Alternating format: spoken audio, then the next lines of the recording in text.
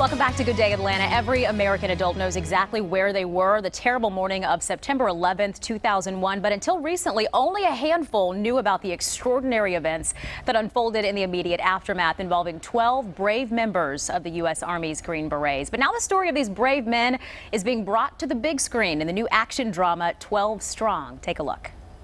The other side has about 50,000 Taliban and Al-Qaeda fighters. Missiles, armor, rockets, mortars, machine guns. We're outnumbered.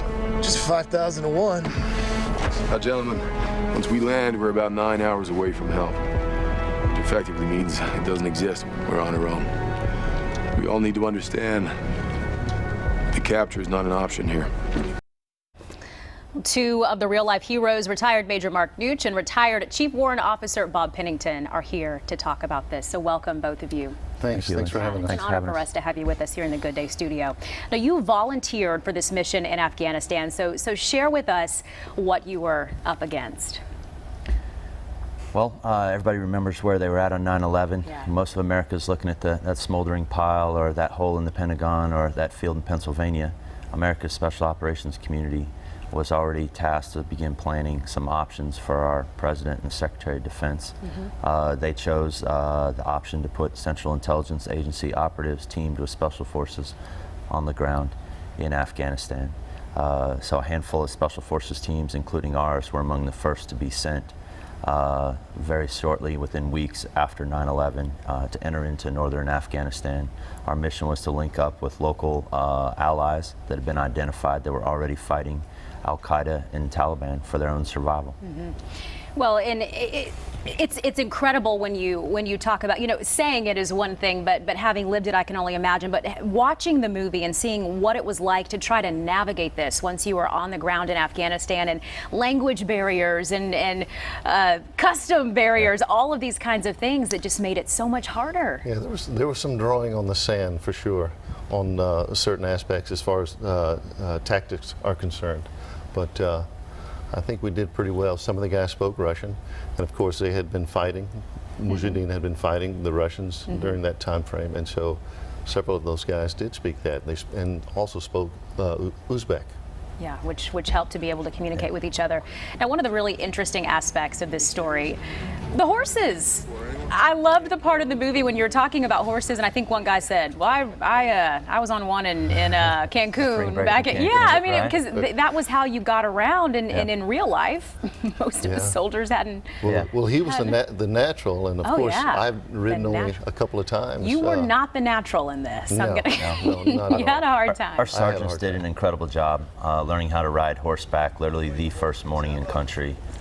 6 of us split out from Bob and the rest of the detachment for a 4-hour horse ride, and they're learning how to ride literally at the gallop with their gear banging on them. And over the next few days, we learned how to tailor our gear and our load, and you're coaching, teaching, mentoring these guys how to ride this half crazy animal that wants to fuck you up. And is half trained, and there were so many things. There was, the enemy is around. There's mines, the rugged terrain. It's just so many circumstances that all these guys on our team overcome. I'm so proud of our sergeants, the incredible things that they did day after day after day. There was no one in the world that could help us, tell us how to solve the problems that we encountered.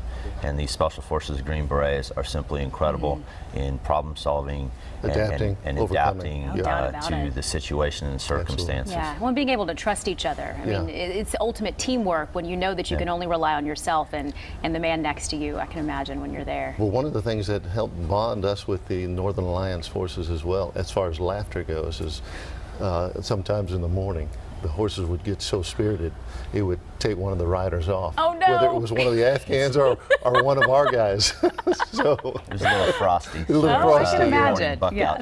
I can imagine.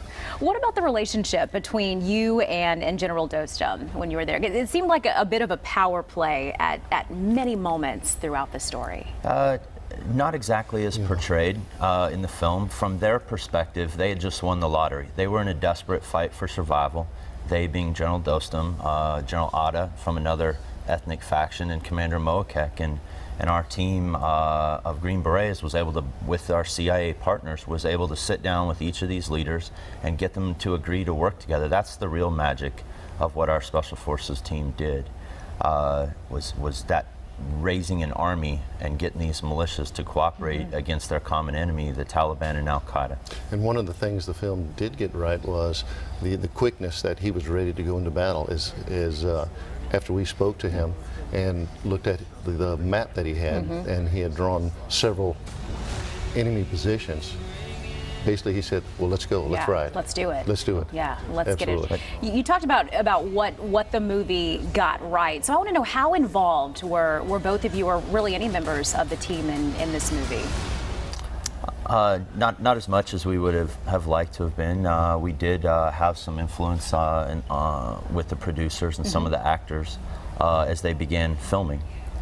We were invited to the set in New Mexico and greatly enjoyed, seeing kind of behind the camera and meeting with all the people that go into making a movie production happen.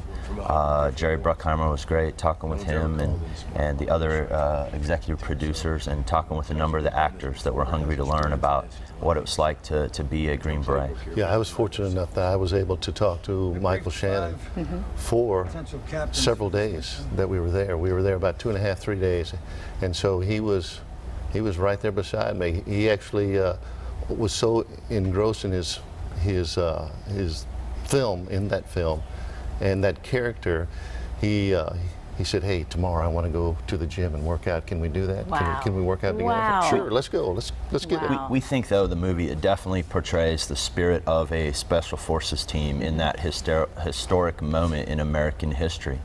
And it showcases our sergeants, all the main unit players and representatives.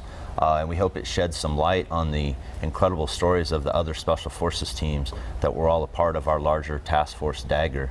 And were scattered across the country, working with their own local partners and allies, doing what Green Berets do.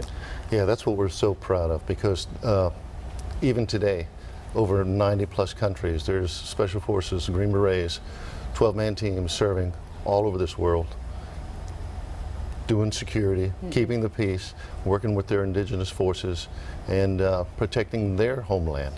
A lot to be proud of, and I want to say thank you both so much for your service and your bravery. Thanks for having us today. Wow, Appreciate it. incredible story, and incredible movie at that. So our thanks to Warner Brothers Pictures for help coordinating today's interview. 12 Strong opens in theaters on January 19th. Want to mention this too, that Bob is from the Atlanta area. So, well, thank you. Yeah, had a chance to hopefully some friends were able to see this. Glad I'm back.